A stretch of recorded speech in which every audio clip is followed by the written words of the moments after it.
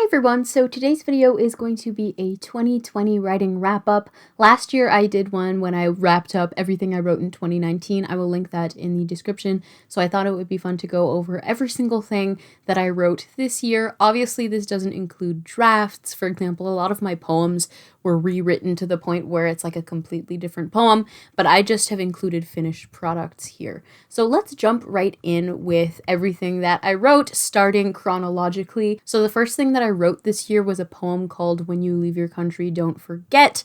And this is a poem about immigration, matriarchy, grief, homesickness, and mangoes. And something notable about this poem is it won first prize at my university's contest. I wrote it 20 minutes before the deadline, and so I can't complain about it. The second thing I wrote is a screenplay called Brain Freeze. I wrote this for my introduction writing class, and it's one of my least favorite things I've ever written. It's about two teenagers, Dawn and Cherry, who kidnap a child so they can rob his mother's house. I forgot about this screenplay, but I remembered as I was planning this video just because I don't like it that much. I hate it so much that I didn't even remember the name of the screenplay. I had to go into Celtics. It convinced me that I can't write screenplays. I thought that I would have done a screen stream when, like, in my writing degree, but I ended up realizing after writing Brain Freeze that I actually hate writing screenplays and I'm bad at it. The next thing that I wrote was actually Mothwork, which is my novel. I finished this novel. I started it in 2019 and I wrote the last 17,000 words in 2020,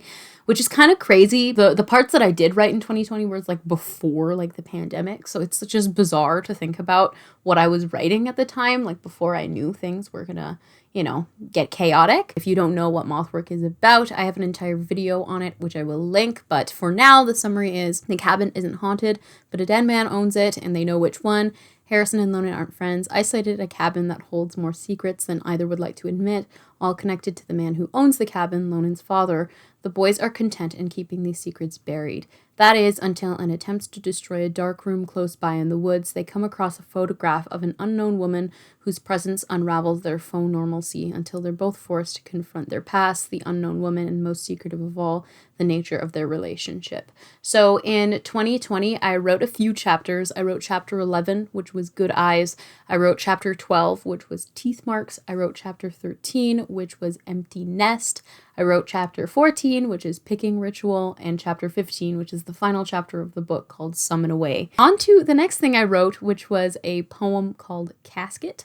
And this is a word search poem that's like a poetic homage to my experience with talk therapy. The speaker is like, I imagine her as like a very unhinged me. So if it was like in an alternate reality, the speaker would probably be as closer to me than usually my other poems are. This one was pretty fun. I wrote it again for my introductory writing class. So the next thing that I wrote was a story called Mama Lives in My Mouth. It is a flash fiction piece that is actually published now in Young Voices. The summary is, after her child nearly drowns, a mother shrinks herself so she can live in her child's mouth, thereby staying close to her child and evading rent costs that have hiked due to gentrification. That one's a little weird. I like it a lot. I wrote it pretty quickly. It's pretty short. If you want to read it, it's free. I will link it in the description. So the next thing I wrote is a short story called Primary Organs, and this is about 6-year-old Eileen who watches the body of her dead mother from the driveway of her neighbor's house after her mother commits suicide. This one I actually really enjoyed. It was really painless. It kind of almost just came out. Like I didn't really have to do anything. It just kind of appeared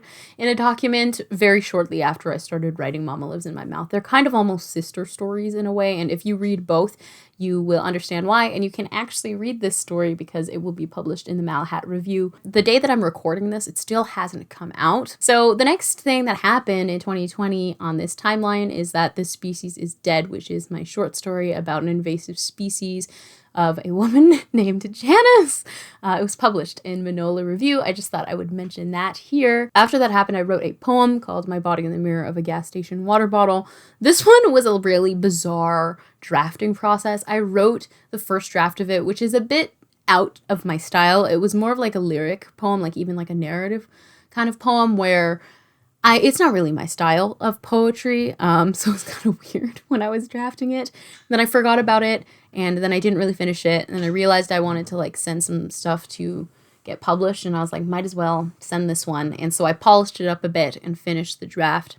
And it is about a speaker who watches her body in the reflection of a gas station water bottle and is scrutinized by men, because what else would my poems be about? So I wrote another poem right after that called We Sell Skin on Sale, and it's an advertisement for a whole bunch of different types of skin, including human skin. If you want it, they got it. And this was published recently in Augur Magazine. You can pick up a digital copy for $8 Canadian, and like always, it will be linked in the description.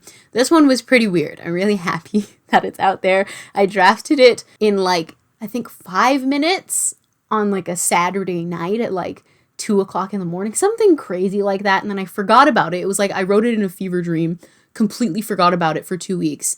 And then I was like, oh my God, I forgot I wrote a poem, and I revived it. After We Sell Skin on Sale, I wrote Phantom Limbs, which I actually started when I was in high school. It took me about like, I guess, a year and a half to draft a story, and I had never written short fiction at the time of drafting this story. I think I was trying to write a story here, but I just couldn't get it, and I didn't really understand how to do it. And while I was drafting another story, which I will get to, I finished this one first because I was just inspired. I was like, I know how to fix Phantom Limbs. After a year and a half of not knowing how to fix it, I know how to fix it randomly, which is how my process usually works. And this story is about 20-year-old Linda, who shouldn't be this methodically detached to her everyday life. But a year after her mother's death, she finds herself in this exact situation, living in a phantom-like state.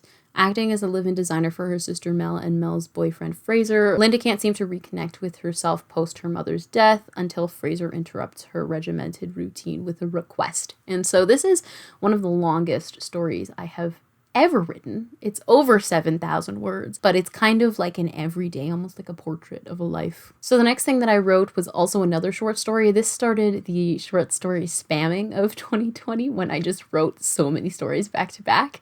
And the next story I wrote was called Slaughter the Animal, and this is about 13-year-old Dorothy, who moves from Ontario to British Columbia after her parents' divorce, where she meets twins Ginny and Carver, who both seem interested in the preservation of animal life and the repercussions of harming it. So I really loved drafting this story. It gave me a bit of trouble in the beginning. It came to be because I was sitting around really desperately wanting to write a short story. I think Feeding Habits was being difficult, which I will get to Feeding Habits if you don't know what that is. And I just wanted to write a short story so bad. So I was just sitting on my hammock, and my dog was barking at me from this fencing that my dad put up. That was just the first image. It ended up being a first image of this girl, Dorothy, sitting in her hammock in her backyard eating like berries or something, and her dog is barking at her. And so that story came out quite nicely in the beginning, and then I wrote like the introduction about first 1,000 words, and then I got stuck. And for about 2 weeks I let it sit, and then it finally came together at the very end.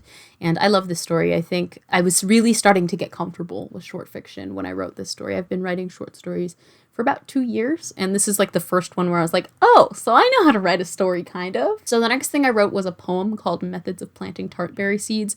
This is a prose poem, and it is a journey of locating and planting a species of berries that doesn't exist. And this is a pretty personal one. This is about somebody that I love very much, and so I really enjoyed it. It was cathartic. I wrote it at the end of the summer, right before school. So the next thing I wrote is a short story, again, called Blink Twice for Final Judgment. So on the 10th year anniversary of her sister's death, Eden visits her childhood home and agrees to photograph Sundown, a gratitude festival, after meeting the new and strange family who lives there. Family in quotes. So this is my cult story. I think it's over 6,000 words. It was like my first cult story, and it won't be my last. I have a writing update if you want to learn a little bit more about it. And in fact, all of the writing updates for all of the projects, if I have one, I will link in the description so you can read more about these. So the next thing I wrote this year is a short story called Fig. This, I guess, is technically flash fiction, and it's about 2 young women who are held in captivity who prepare a celebratory breakfast after murdering their captor. This one's pretty intense. I wrote it for a class. I had to write a story, I think that was less than 1,000 words. This one is like 900 and something words. And this one's pretty neat. I was like, yeah, this is a Rachel story when I was writing it. And it made me really feel, because I had just come off of that kind of spamming of writing short stories, that like I knew how to write a story. I knew how to approach it. So the next thing I wrote is a poem called The Birds. It was originally called Blessing of the Bird. Basically, my professor was like, here's your first homework assignment. Basically, write a poem where every single line is a different prompt. And there's 20 of them. I revised it for like the end of year submission, and it ended up being called The Birds. And this poem is about after a woman's suicide, birds flood from her broken neck. It's really, really weird and sad and kind of strangely beautifully gross with the imagery. The next thing I wrote was a flash fiction piece called Holy Women. This is one of many writing prompts that I had to write for my writing class. I didn't include all of them. I only included the ones that I was like happy with and that I count as like actual writing.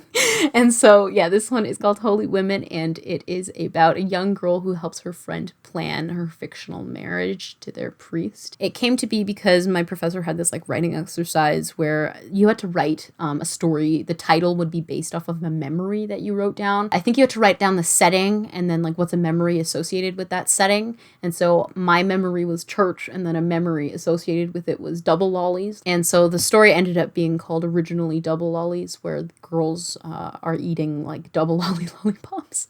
The next thing I wrote is a poem called Elegy for the Good Daughter, and this is a pretty sad poem. I really like how it turned out though. After that, I wrote another prompt for my fiction class called When the Flood Comes. It's a portrait of a community before and after a flood ravages their town. So before, they're really connected and having a good time, and after they're not, they don't want to talk to each other. And so I actually really liked how this turned out.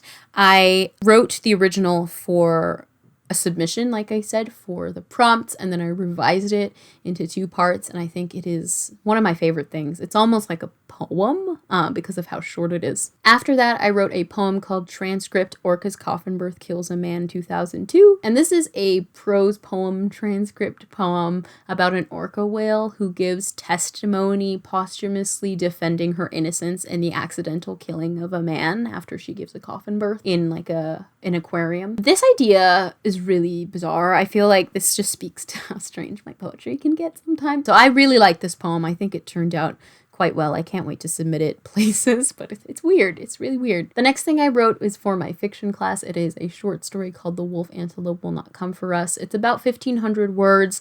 You could have gone up to 1,800, but it ended up being shorter, which I'm not mad at. Very submittable. So the synopsis is, after a young girl is allegedly killed by a wolf antelope, Addie prepares catering services for the funeral while trying to impress charming cult leader Axel. So this is another cult story. I feel like it works really well with Blink Twice. I have been kind of struggling about whether I want to put both in a short story collection. I am working on one called She Is Also Dead, and so I just titled it. Well, my sister helped me title it. It's a line from this story, so I know this story has to go in. I feel like they might actually work, both of them. I'm not sure though, so we'll have to see. The other cult story is a bit more overtly culty. This one's also quite overtly culty, but like kind of in a chiller way. I don't really know. The next thing that I wrote is a poem called The Drive-Up Microphone at Burger King, and this is actually from a prompt machine. I was in a prompt machine called Random Poem Idea Generator, and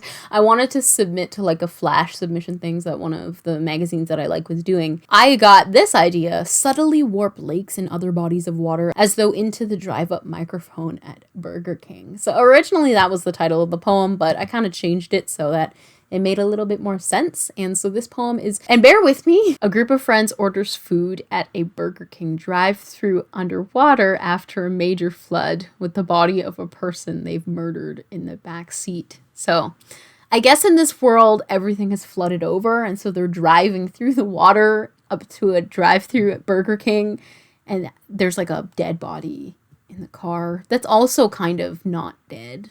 It's weird. So the next thing that I wrote was a short story called Fabergé, and this was also for one of the prompts for my writing class, and I really loved how this turned out. It's a flash fiction piece. It's about 600 something words. The synopsis is, Cheryl gets in an argument with her brother Edwin on whether or not they should exorcise the ghost of their mother out of their shared home. Cheryl's also kind of wild, and she is not taking anybody's shit. Edwin, on the other hand, is like very pragmatic and is like, dude, we need to exorcise this ghost out of this house. It is ruining everything. And Cheryl's like, but our mother's great to us and you're horrible. And she doesn't think her brother deserves to own the house because technically the house is his mother. And she's like, I would be so much nicer to mother, but you suck. So the next thing that I wrote was a poem called The Last Time I Screamed, I Said Water. This is a pretty recent write. I think I wrote it last week or the week before. The synopsis for this one is: a woman is held captive and bonds with her captor by eating salt. And it's pretty intense. It's a short poem, but I really enjoyed it, and I ended up really wanting to call a chapbook that I'm working on The Last Time I Screamed, I Said Water. And so all of the poems that I wrote this year are going to go into that chapbook. So I've been currently writing a novel called Feeding Habits. It is book 2 of Mothwork, and I wrote a lot of this book this year. I wrote about 43,000 words, give or take, and a lot of the chapters are quite polished. I was supposed to write it in 4 months, but apparently my writing process just is not, that's not how it works. So I started this in April, and I'm still writing it. I wrote a few chapters. I wrote chapter 1, which was Bad Vegetarian, which I actually read on this channel, like in an audiobook style, which I will link. I wrote chapter 2, which is Wicked Child, which I have also narrated on this channel, which I will also link. I wrote chapter 3, which is Witness State, which I also read on this channel if you wanted to hear anything about it. I wrote chapter 4, which is Coup de Grace. I can't say that properly. That will be going on the channel soon. I've already recorded it.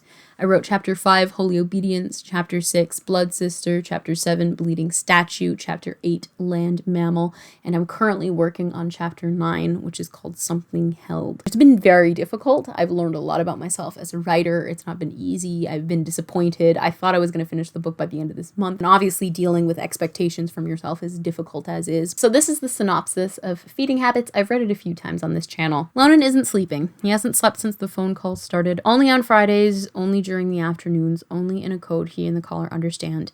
Navigating the remnants of a destructive romance, he finds solace in supporting the caller who's in a similar situation. But as both Lonan and the caller find themselves more and more in a situation of prey versus predator, he chooses to leave what has been familiar to help not only himself but the caller and the child she appears to be caring for. Harrison isn't happy. Settled into his new life in New York City with his mother Susanna, things should be exciting, vivid, glamorous, but life in the city is duller than he projected. Unable to hold down a job or make friends beyond a litter of stray kittens, he concludes his restart will only ever be disappointing. As he cycles through the bland circuit of his new life, an inevitable truth is revealed.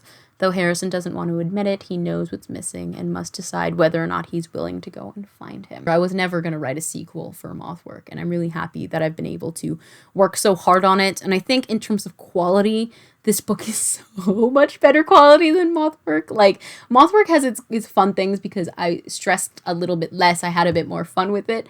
But I'm really happy just thinking about Feeding Habits. So now for the most fun part of this video, let's talk about my total. How many words did I write this year?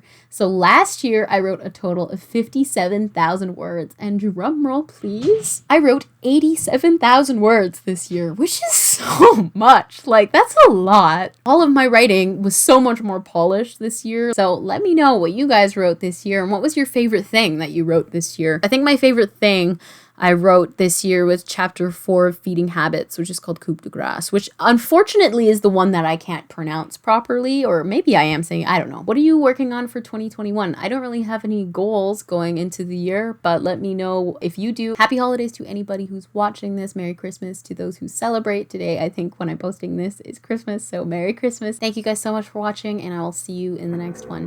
Bye!